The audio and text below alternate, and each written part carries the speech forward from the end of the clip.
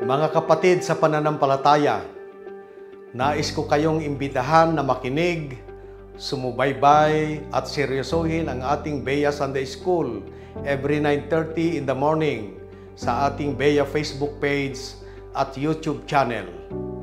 Mahalaga na mapakinggan ang mga napapanahong lessons na ihatid sa inyo ni Dean Ramsey Colorado, ang ating Bea Sunday School teacher. Si Dean Ramsey ay isang dating professor at dean ng University of Cordilleras. Siya ay Sunday School teacher ng Baguio City First UMC sa maraming taon na. Gamit natin ang NIV Standard Lesson Commentary na gawa sa Amerika, pero inilalagay sa tamang konteksto ng ating Sunday School teacher. Pinag-aaralan ng mga Kristiyanong theologians at dumaan sa masusing paghahanda. Libre naming ibabahagi sa inyo ang mga lessons. Maaari ninyong i-download at gamitin sa inyong mga lokal na simbahan para pag-aralan at ibahagi rin sa iba. Sama-sama tayong mag-aral ng salita ng Diyos para sa Kanyang kapurihan at ikakalwalhati. Pagpalain po kayong lahat ng ating Panginoong Hesus.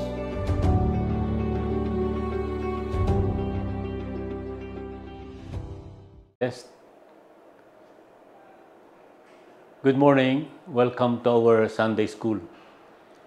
September 29, 2024. We are now in lesson number 5 of the first quarter. The title of our lesson, Moses and Miriam lead in praise. Background scripture is Exodus chapter 14 and Exodus chapter 15. The Sunday School material that we are using is the NIV Standard Lesson Commentary 2024-2025. So here is the year's curriculum. For the first quarter, the theme will be Worship in the Covenant Community. This will be for September, October, November. The second quarter, A King Forever and Ever. It will be December, January, and February. Third quarter, Costly Sacrifices, March, April, May. And fourth quarter, Sacred Altars and Holy Offerings, June, July, and August. The first quarter, the theme is Worship in the Covenant Community. It is divided into 3 units. And we are in unit number 1, Leaders Set Worship Example. So we are now on the 5th lesson of unit 1. September 29, Moses and Miriam lead in praise. Unit 2 of the first quarter will be Songs of the Old Testament. Now, quarter at a glance. In Jeremiah 30:22, we read, "So you will be my people, and I will be your God." This is God's covenant with Israel. God's covenant is His enduring promise of relationship and presence. And central to this relationship and presence is the worship of His people. So worship is the act of ascribing worth and celebrating the glory of something or someone. The truth is, all people worship, but for the people of God, the question is, who will receive our worship? Tayong mga nananampalataya, sino dapat ang ating sambahin? The lessons of this quarter examine the worship that God's people have offered. The reason for their worship remains the same, a faithful response to God. Yun ang magpapatunay ng ating pagiging tapat sa Diyos, ang sambahin Siya. And in this quarter, first unit gives example from the Old Testament people. Nakita natin ang mga example kung paano manambahan itong mga example na to. Si Abraham, si Solomon, si Hezekiah, at nung last Sunday ay si Haring Josiah. All of them were examples of how they worship God in their time. So we go through the scripture. Babasahin muna natin. Pagkatapos ay we go back and analyze them one by one. Exodus 15, chapter 1. Then Moses and the Israelites sang this song to the Lord. I will sing to the Lord, for he is highly exalted. Both horse and driver has hurled into the sea. The Lord is my strength and my defense. He has become my salvation. He is my God, and I will praise him, my father's God, and I will exalt him. The Lord is a warrior. The Lord is his name. Then we go to verse 11. Who among the gods is like you, Lord? Who is like you, majestic in holiness, awesome in glory, working wonders? You stretch out your right hand, and the earth swallows your enemies. In your unfailing love, you will lead the people you have redeemed. In your strength, you will guide them to your holy dwelling. Then we jump to verse 17. You will bring them in and plant them on the mountain of your inheritance, the place, Lord, you made for your dwelling, the sanctuary, Lord, your hands established. The Lord reigns forever and ever. Then we jump to verse 20. Then Miriam the prophet, Aaron's sister, took a timbrel in her hand, and all the women followed her with timbrels and dancing. Miriam sang to them, Sing to the Lord, for he is highly exalted. Both horse and driver he has hurled into the sea. Sa Tagalog, ito ang inawit ni Moises at ng mga Israelita para kay Yahweh. Itong si Yahweh ay aawitan ko sa kanyang kinamtang dakilang tagumpay. Ang mga kabayo't kawal ng kaaway sa pusod ng dagat, lahat natabunan. Ako'y pinalakas niya at pinatatag. Siya ang sa akin nagkupkup, nag-ingat, Diyos ng magulang ko, aking manliligtas. Siya'y mandirigma na walang kapantay. Yahweh ang kanyang pangalan. Verse 11, Ikaw, Yahweh, sinong mga Diyos ang iyong kamukha? Sinong kamukha mo ng kabanalay kahanga-hanga? Sino ang tulad mo na kahanga-hanga at dakila ang gawa? Nang ang iyong kamay, ang kanang kamay mo ng iyong itaas, sila sa daigdig naglaho at sukat. Tapat kang mangako, ang iyong tinubos iyong inaakay sa bayan mong banal. Sila'y dadalhin mo sa pinili mong bundok, sa lugar na itinangi mo para maging iyong lubos. At ang santuaryong natayo ayon sa iyong loob. Ikaw, Yahweh, maghahari magpakailanman.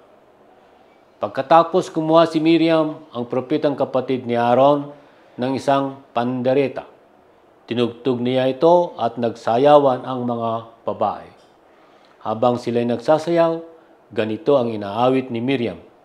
Purihin si Yahweh dahil sa kanyang tagumpay. Nilunod niya sa dagat ang mga kaaway. Key verse is Exodus 15:2. Miriam, the prophet, Aaron's sister, took a timbrel in her hand, and all the women followed her with timbrels and dancing. Ano ang mga dapat nating matutunan dito sa ating pag-aaral? List God's attributes as sung by Miriam and Moses. Ano ang mga katangian ng Diyos na nabanggit dito sa awitin ni Moses at Miriam? Trace the historical elements within Moses and Miriam's celebratory songs of praise. Ano yung mga pangyayari na nakapaloob dito sa awitin ni Moses at Miriam, yung panahon na yun? Write and sing a song of praise to God for His character and deliverance of His people. Ito ang challenge sa bawat isa sa atin. Gumawa tayo ng awiting pagpupuri sa Panginoon dahil sa mga katangian ng Panginoon at ang kanyang pagliligtas sa kanyang mga tao. So ito yung outline. Lesson outline, we have introduction, the power of song, then lesson context. Then the lesson proper, verse 1 to 3, the song introduced. Lesson Roman numeral number 2, the song continued. Conclusion, sing to the Lord. Okay, so introduction, the power of song. Ito raw yung mga pwedeng kapangyarihan ng isang awitin. The power of song can transcend ethnic and national boundaries. In every country and every people group, songs are significant. Maraming ang awitin ay napakahalaga kahit na nasaan ka.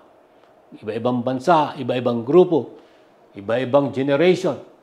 Ang musika ay may kanya-kanyang kapangyarihan sa kanila. According to many experts, music and singing can improve a person's sleep. Mayroong mga benefit, may mga advantages. Kung mahilig ka sa musika, nagpapasarap ng tulog. Yan. Gumaganda ang mood. Pati nababawasan ang pagka-Alzheimer, cognitive performance. At nababawasan yung stress sa katawan. Yun ang mga dulot ng musika. Not only is it fun to sing along to your favorite song, but it might also contribute to a healthy lifestyle. Yan. Masarap ang umawit. Sinasabayan natin yung mga paborito nating mga awit. At nagiging maganda ang ating pagtingin sa buhay. Songs can also improve a person's spiritual health. Ito rin ay nagdadagdag sa ating buhay spiritual. Naging malusog ang ating buhay spiritual. Through songs of worship, we will learn the truths about God and strengthen our faith in Him. Natututunan natin ang mga katangian ng Diyos sa pamamagitan ng mga awitin. At ito ang nagbibigay sa atin ng lakas at lumalago ang ating pananampalataya. Ito yung mga tulong na ginagawa ng mga awiting spiritual. Further, such praises have the power to unite the people. Today's lesson consists of ancient song that united the Old Testament people of God by remembering His work. Na pag-iisa ng awitin yung mga tao ng Diyos. At ngayon nga ay inaalaala, pinagdiriwang nila yung ginawa ng Diyos sa kanila. Particularly, yung redemption. Pinalaya sila from slavery. Lesson context. Ito na tayo. Saan ba nakapaloob itong ating pag-aaral? The song in today's lesson comes from the book of Exodus, which is part of the Pentateuch, the first 5 books of the Old Testament. Ang tawag dun sa first 5 books of the Old Testament ay Pentateuch. Yan, mula Genesis, Exodus, Leviticus, Numbers, and Deuteronomy. So, nandito tayo sa Exodus. This book had been traditionally attributed to Moses. Yan. Si Moses daw ang sumulat nitong 5 libro na ito. Mangyari, Moses is well-educated at he is detailed record-keeping. Skilled and detailed record-keeping. Magaling siya sa pagsusula ng mga pangyayari at detalyado. The events of the Exodus are traditionally dated to 1447 BC. Yan, noong 1447 BC yan, nangyari yung Exodus. Pero before that, God had promised the land of Canaan to Abraham, to Isaac, and Jacob. Mababasa natin yan sa Genesis, chapter 13, chapter 26, chapter 28. Doon sa chapter 13, ito yung pangako ng Panginoon kay Abraham. Sabi niya, all the land that you see, I will give to you. At inulit-ulit, nangako ulit ang Panginoon, doon naman sa anak ni Abraham, which is Isaac. To you and your descendants, I will give all these lands.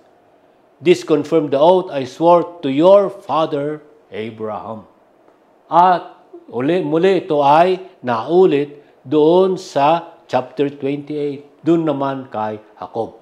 Yan yung pangako ng Diyos kay Abraham, Isaac, at Jacob. The fulfillment of the promise seems to be in jeopardy when Jacob and his family moved to Egypt because of famine. Yan. So yun yung pangako ng Diyos. Kaya lang, sabi niyan, mukhang hindi masusunod yung pangako ng Diyos. Bakit? May pangyayaring nagkaroon ng famine, taggutom. And Jacob moved to Egypt. Nagkaroon, di ba, yung istorya niyan, si Joseph, yung isa sa mga anak ni Jacob ay nag-away-away silang magkakapatid. Binenta si Joseph. Pumunta siya sa Egypt. Ang nangyari doon, naging sikat si Joseph. Sabi niya, tungkol sa 7 years of prosperity and 7 years of famine. At dahil doon sa kanyang interpretasyon ng panaginip ng Pharaoh, ay naging kanang kamay siya ng Pharaoh. Second to Pharaoh. Pero nagdaan ang panahon, nagpalit ang Pharaoh, nakalimutan na yung ginawa ni Joseph. So, from being exalted, ay ginawa silang mga alipin. It changed into servitude and oppression. Kawawa sila. Inaapi sila. Sila ay naging alipin at sila ay inaapi. At tumira ang Israel sa Egypt 430 years. 430 years. So, ngayon ay gagawin na ng Diyos ang kanyang pangako. Pangako dun sa promised land. And this time, He's going to use Moses. Ayan. Nung pinapapatay ang mga lahat ng mga baby, si Moses ay nilagay sa ilog. Nakalagay sa isang maliit na lalagyan.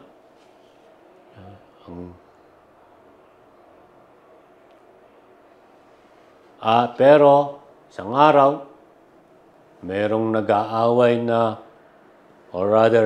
merong Egyptian na pinaparusahan yung isang Israelita. Naku, napatay ni Moses yung Egypt dahil doon siya ay tumakas.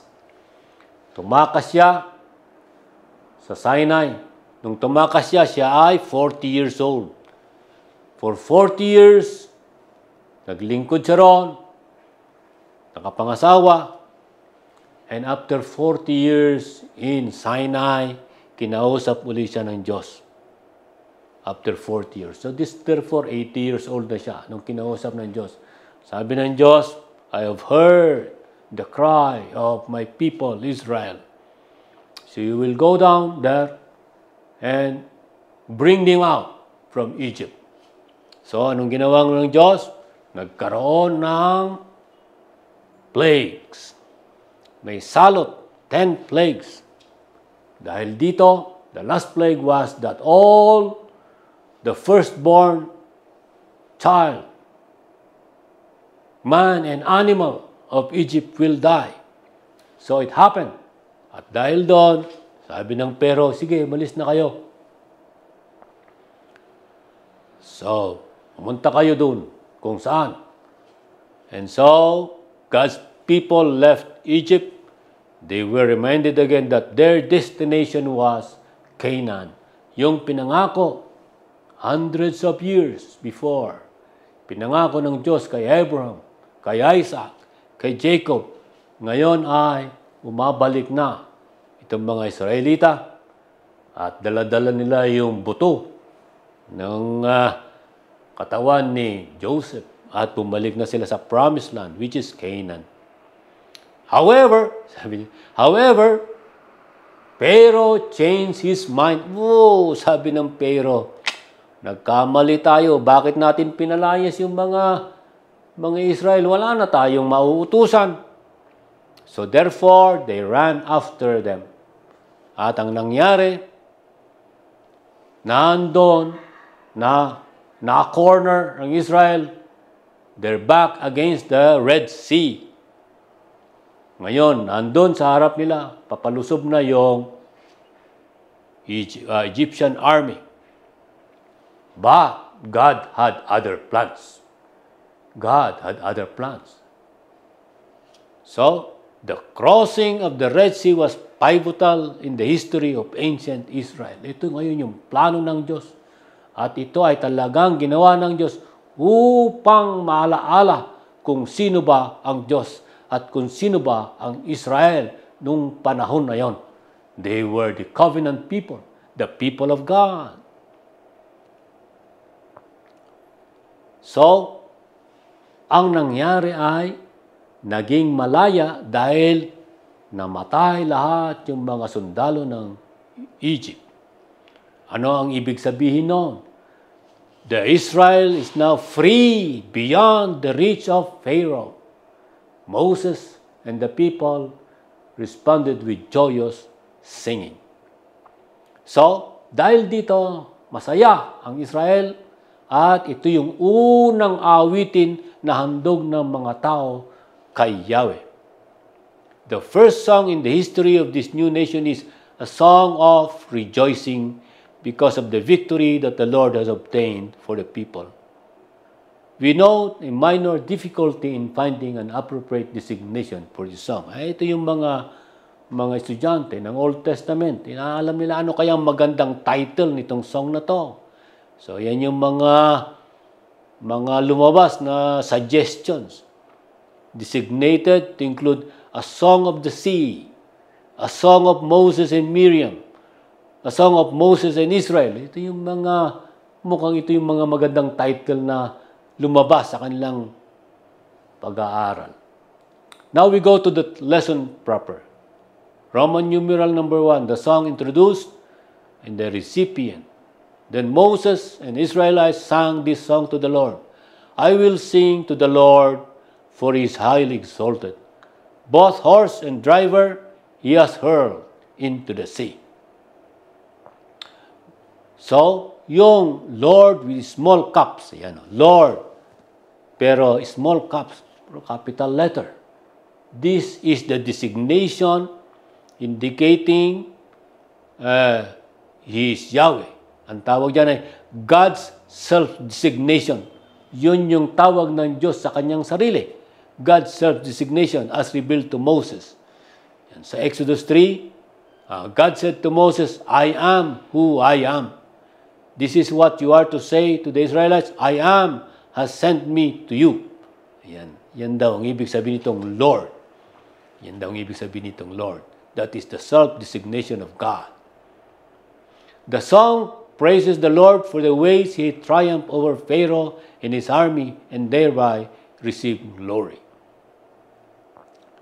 I will harden the hearts of Egyptians so that they will go in after them, and I will gain glory through Pharaoh and all his army through his chariots. Ito yung plano ng Diyos. I will harden the hearts of the Egyptians. Meaning, ang ibig sabihin daw niya na hindi ko pahihintulutan na magbago siya ng isip. Pababayaan ko siya sa gusto niya. And I will harden the hearts of the Pharaoh. Pharaoh's army were considered all-powerful in their day. Yan ang reputasyon ng Pharaoh's army at that time. They are all-powerful. However, they failed in comparison to the power of the Lord. Ito na ang pinakamalakas na kingdom, na kaharian nung panahon na yon. Pero Diyos ang kanilang kaharap. The Lord's power was on display by casting the Egyptian armies into the waters of the sea. Yun yung picture. habang ang Israel ay naglalakad sa gitna ng Red Sea. Water on the right, water on the left, parang wall of water. Naglalakad ang Israel on a dry land. Kaya sumunod din yung mga Egyptian army, but they were riding on their chariots. And the Lord sees to it that they have problems. Well, aside from God is there with the pillar of fire and pillar of clouds, marami ring mga problema ang inabot ng mga chariots. Nakasira-sira yung gulong nila, etc. And when the Israelites were able to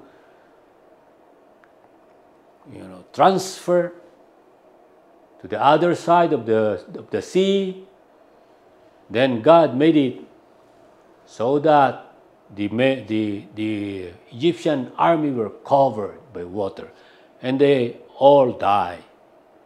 Verse 2, the Lord is my strength and my defense. He has become my salvation. So patuloy yung awitin ni Moses at Miriam. The Lord is my strength and my defense. The strength of the Israelites was inadequate to save themselves. Walang kakayahan ang mga Israelita na labanan ang army ng Egypt. But liberation came not through their own power, but by the strength of the Lord. Wala silang ginagawa. Diyos lamang ang gumawa ng lahat upang sila ay maligtas. Before crossing the Red Sea, Moses commanded, stand firm and see the deliverance the Lord will bring. Yan ang sabi ni Moses. Tingnan ninyo, hindi ninyo kinakailangang labanan.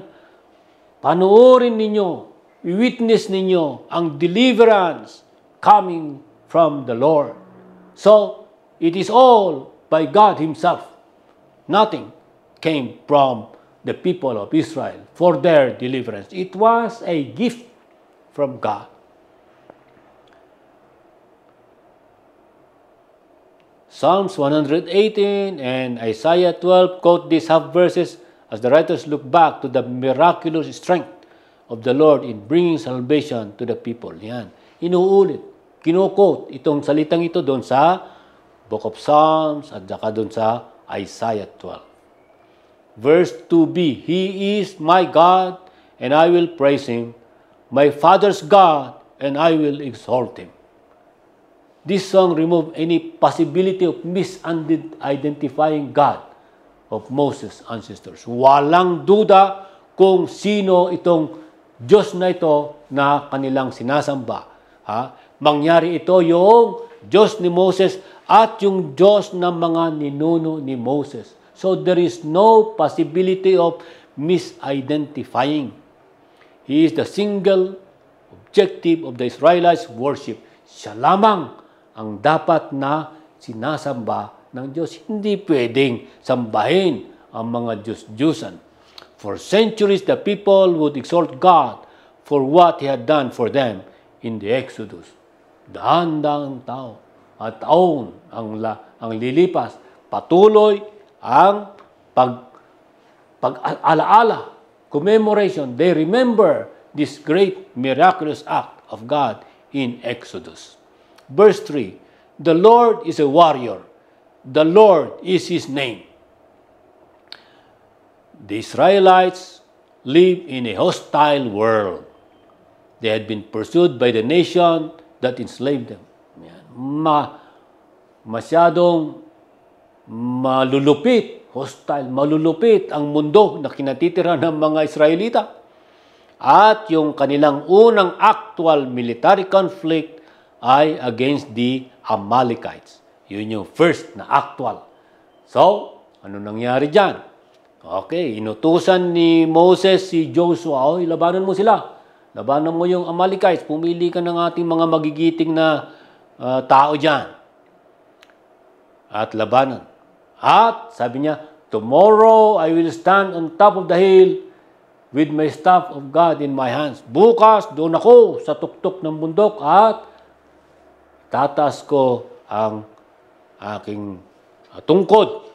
Ang istorya nito, kapag itinataas ni Aaron yung tungkod niya, ay nananalo sila.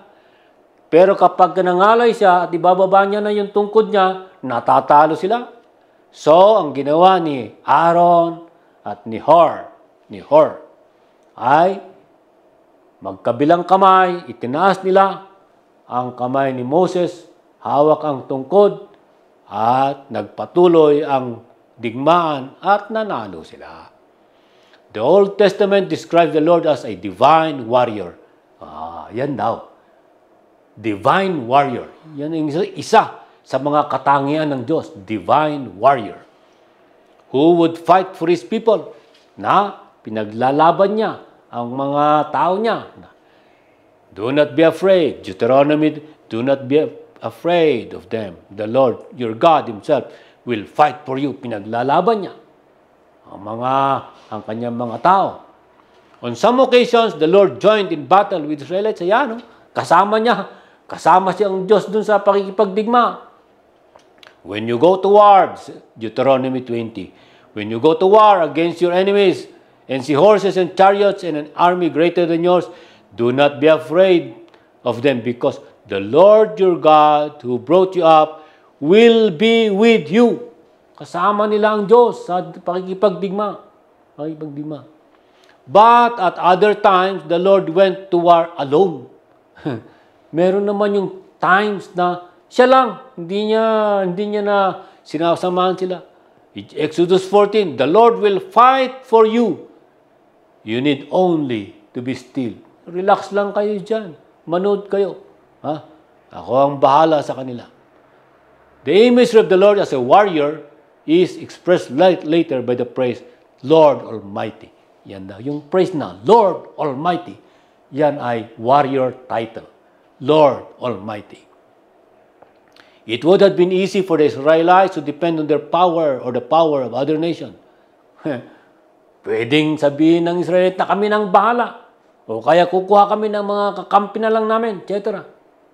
Pero, the people of Israel were to trust that just as the Lord protected them and brought them out of Egypt, the Lord would continue to do so. Dapat yan ang tamang isipin ng Israelita. Inilabas sila sa kanilang slavery. They brought them out. Yan ay ipagpapatuloy ng Diyos. Ipagpapatuloy. Hindi yung nilabas na sila, bahala na kayo. No. Patuloy na aalagaan sila.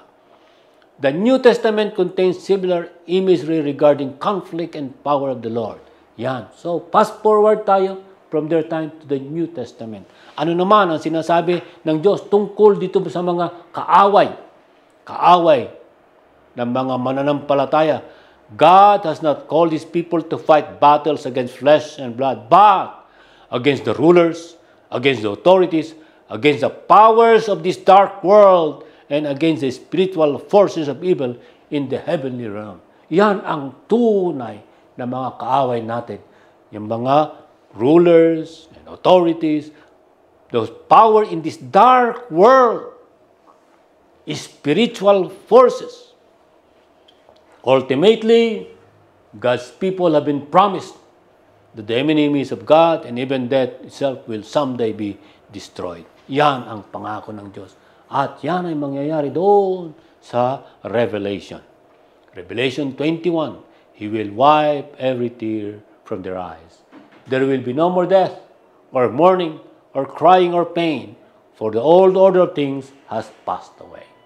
Now we jump to verse 11. Who among the gods is like you, Lord? Who is like you, majestic in holiness, awesome in glory, working wonders? Dalawang tanong. Ang tawag dyan ay rhetorical questions. Ibig sabihin ng rhetorical question, ano yan? There is no need to answer. Tanggap na yan. Tanggap na yan. But these questions is to emphasize something. The uniqueness of God. It is to emphasize the uniqueness of God. The Egyptians worship hundreds of gods and goddesses. However, those gods were fictitious, cannot provide protection. Yan yung malaking pagkakaiba. All over the world around Israel. Yung mga strong countries, they were worshiping fictitious gods. By asking who among the gods is like you, Lord, Moses implies the Lord's superiority. Yan ang ibig sabihin nun. Kaya rhetorical. Hindi naman pwedeng ikumpara kahit kanino ang Diyos. This was a question for which Moses knew the answer. There is none like the Lord God. At ito ay binabanggit din ni Isaiah sa Isaiah 45. I am the Lord, and there is no other. Apart from me, there is no God. I will strengthen you, though you have not acknowledged me. The second question, the second rhetorical question, yan yun. Who is like you, majestic in holiness, awesome in glory, working wonders? Ito yung susunod na rhetorical question. It distinguishes the ways that the Lord is incomparable to other gods. Bakit? Bakit siya incomparable? Ano yung mga katangian ng Diyos na wala dun sa mga Diyos-Diyusan? So ano yung katangian ng Diyos na wala dun sa mga Diyos-Diyusan? The holiness of the Lord describes His moral purity. Ang Diyos ay banal. The Lord God is awesome in glory. Napakarangya ng Diyos. Perfect in every way. 2 Samuel 22. As for God, His way is perfect. The Lord's word is flawless. He shields all who take refuge in Him. The wonders of the Lord's work were displayed in His power to lead the Israelites safely across the sea on dry ground. Yun, the wonders of the Lord's work. Lumalabas yung ginawa ng Diyos. Yung pagtawid nila sa Red Sea. And even in heaven is the Lord worship for His holy and mighty acts. Hindi lamang dito sa lupa nakikita ang kadakilaan ng Diyos, ang kanyang gawa, kahit na sa langit. Verse 12, you stretch out your right hand, and the earth swallows your enemies. Right hand, in biblical times, the right hand or being located at a person's right hand conveyed blessing. Medyo makasaysayan ito kapag ikaw ay nasa right hand. Tingnan natin yan. When Joseph saw his father placing his right hand on Ephraim's head, he was displeased. Ito yung nagbibigay ng blessing. Nagbibigay ng blessing si Jacob. At inilagay niya ang kanyang kanang kamay kay Ephraim. Sino ba si Ephraim? Siya yung nakababatang kapatid ni Manasseh. So sabi niya, inililipat niya yung kanang kamay ni Jacob kay Manasseh. Mangyari si Manasseh ang panganay. So Joseph said to him, no, my father, this one is the firstborn. Sabi niya sa father niya, no, this one is my father, no, but this one is the firstborn. Ito, si Manasseh ang firstborn. Kaya lang, sabi ni Jacob, the Lord says to my Lord, sabi niya, no, yes, he is the first, but he will serve the elder. Ganyan yung right hand. It demonstrated prestige. Pagka nasa kanang kamay, prestige. And this was mentioned in Psalm and also in Matthew. Sabi doon, the Lord says to my Lord, sit at my right hand until I make your enemies at your footstool. So, this brings blessing, prestige, and power. This verse uses a literary device called anthropomorphism. Ito yung literary device na ginagamit na. Why? Mangyari, sinasabi, the right hand of God. But, of course, God does not have a physical body. Ginagamit lang ito ng mga manunulat upang maintindihan natin yung mensahe ng Diyos.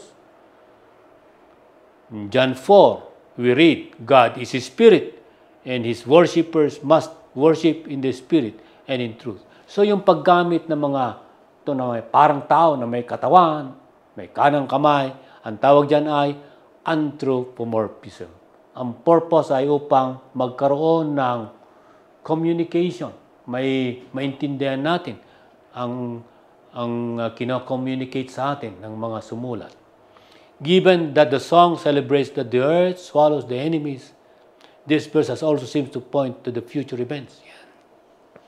So yung verse 12, you stretch out your right hand and the earth swallows your enemies. Well, mangyari, future, bakit future event? Mangyari, these are things that happen in the future. Mangyari itong mga Egyptians, they were swallowed by the water. It's not by the earth, by the sea. Nalubog sila sa tubig. Pero ano kaya itong future event na sinasabi rito? Yeah. Not long after the events of this song, Israel would see Korah and 250 rebels. May 250 rebels na kasama si Korah. Nagre-rebelde sila kay Moses. Nagre-rebelde sila sa Moses. Ano ba itong ginawa mo sa amin? Bakit mo kami dinala rito? Mamamatay na kami rito, etc. etc. So nagalit sa kanila ang Diyos. And ano nangyari? In that instance, ayan, the earth opened its mouth. The earth swallows anyway. The earth opened its mouth. So, na-open ang earth at nahulog lahat itong si Korah at itong 250 rebels kasama yung mga pamilya nila. In that instance, as when the sea swallowed the Egyptians, it was a sign of God's judgment on wickedness and delivering His people. Anong ibig sabihin nito? Sabi diyan, it is a sign of God's judgment.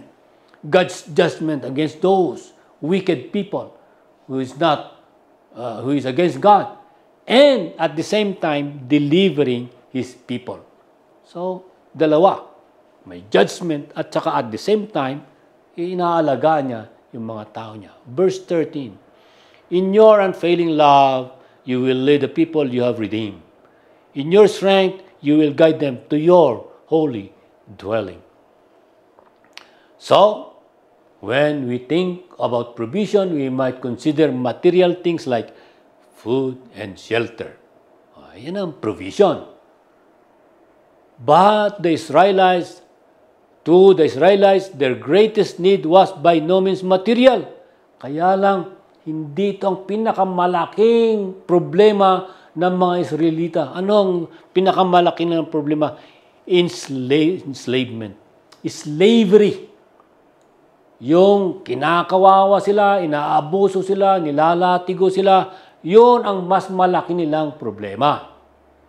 So therefore, their greatest need was redemption. The Lord demonstrated unfailing love by noticing their suffering and promising deliverance. The concept of redemption consists of God's taking back or buying back what is rightfully His. Sa kagustuhan ng Diyos, at dahil sa pag-ibig ng Diyos ay kinuha niyang muli ang kanyang mga tao at sila ay dadalhin doon sa holy dwelling. After redeeming the people, the Lord led them to a holy dwelling. Pagkatapos nilang i-redeem, hindi yung pinabayaan na lamang sila, hindi. Sila ay dinala sa holy dwelling. Dadalhin sila ng Diyos sa holy dwelling.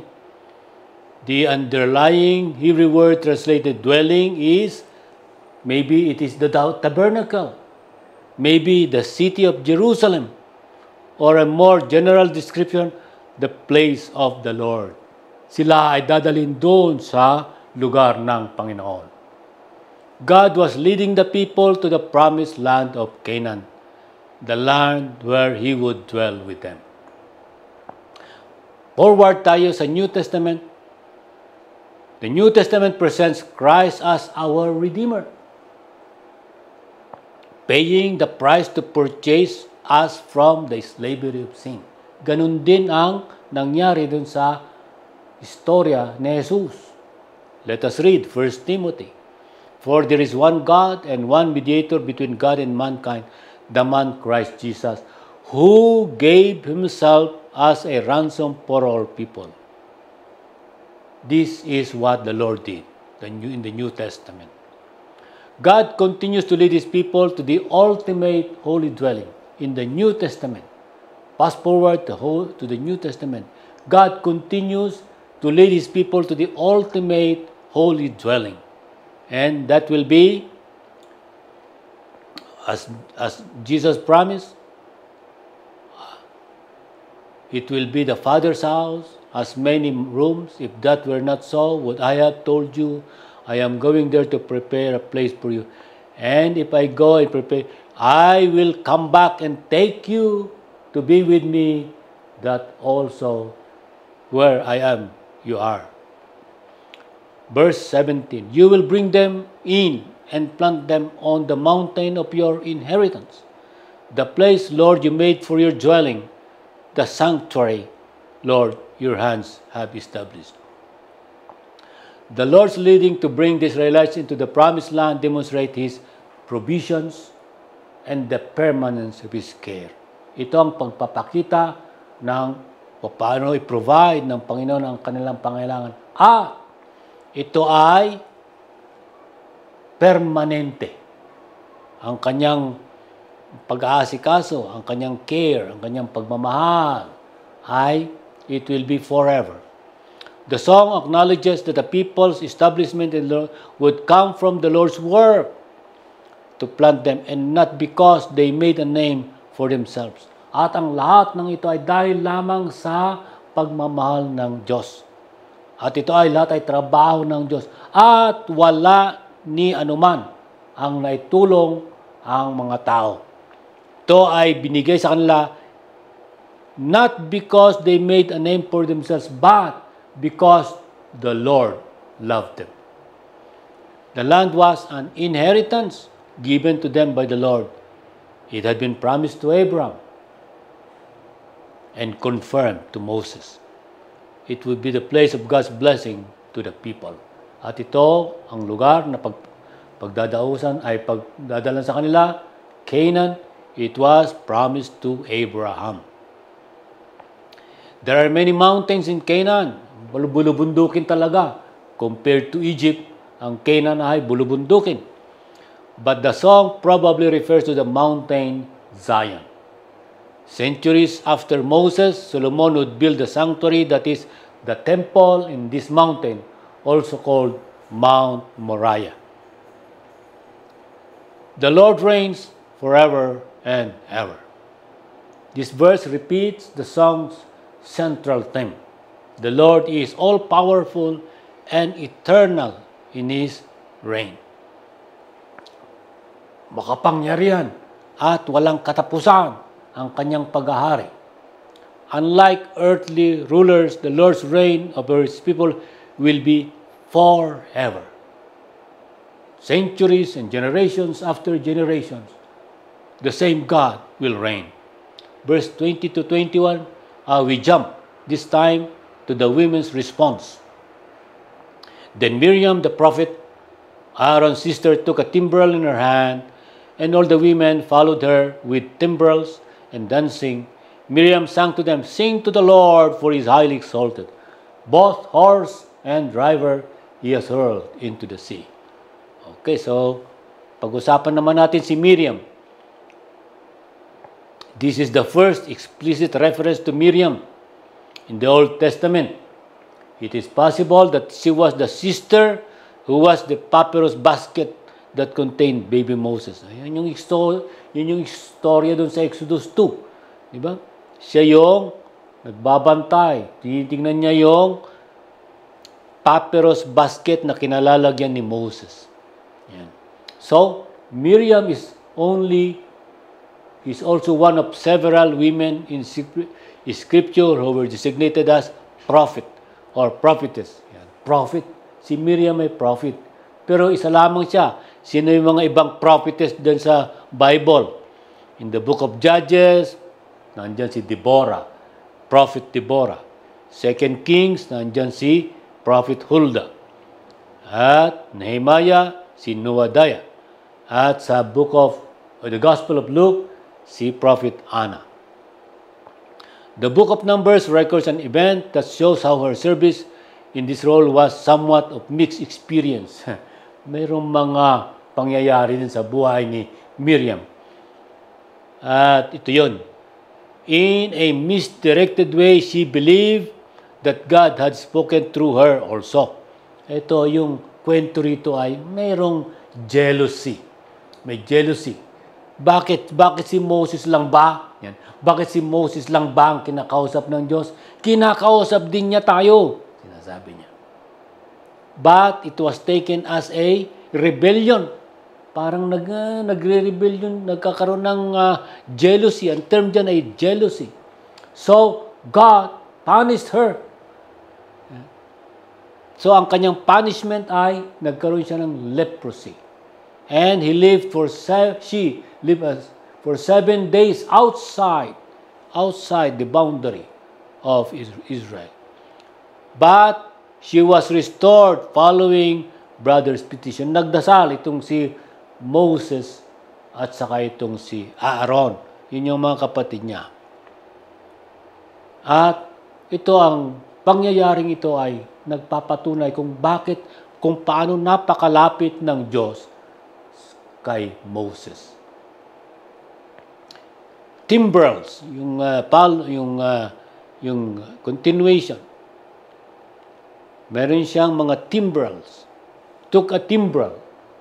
Sa ngayon, ang tawag natin ay tambourines or maybe hand drums. It was customary in the ancient world for women to celebrate various occasions with timbrels and dancing. So, sila ay nagsasaya. Sineselebrate nila yung nangyari sa kanila. At ang mga babae ay sumasayaw sa tugtugin ng mga tambourine. The refrain of the women's song celebrated how the Lord cast Israel's foes into the sea. It is similar to the beginning of Moses' song, which also focused on the mighty acts of the Lord to save Israelites. Conclusion. Singing helps diminish feelings of stress and anxiety by relieving feel-good brain chemicals that alleviate pain. Yan daw ang nagagawa ng musika. Ito ay naglalabas ng brain chemicals at ito ay nag-aalis ng mga pain. Kaya nababawasan yung stress. Yung katawan. Singing also activates the portion of the brain associated with memorization. Yan. Yun daw, pagka kumakanta na-activate yung part of the brain na may kinalaman sa memorization. Nababawasan yung pagka-Alzheimer. Our songs of worship do these things and so much more. We sing in worship to the Lord because He is the source of our strength and salvation. Tayong mga mananampalataya ay nagdadasal at umaawit upang i-celebrate ang kalakasan at pagliligtas ng Diyos. Our worship also celebrates and remembers the Lord's goodness and faithfulness. Ang awitin din ay nagpapaalaala sa atin ang kabutihan ng Diyos at ang kanyang faithfulness. The Apostle Paul sung to the Lord in worship even in imprisonment. Psalms, hymns, and songs from the Spirit all along with singing and making music from your heart are marks of a life filled with God's Spirit. Yan ang palaging ginagawa ng mga mananampalataya. Sa Methodist Church, kanta tayo ng kanta. Diba? While there are specific situations when singing is not always appropriate, the righteous people of God are called to sing praise to Him. Sing to the Lord without hesitation. The Lord has given us a reason to sing. Let's pray. Lord, thank you for this lesson. Thank you for this song of Moses and Miriam, and that it encourages us, the believers, to sing worship songs to God, worship hymns, and this will help us in our faith. It will encourage us and increase our faith in God. Lord, thank you for this lesson. In Jesus' name we pray. Amen. The last slide is lesson 6. It will be prayers of repentance and confession. Magandang umaga po at pagpalain kayo ng Diyos.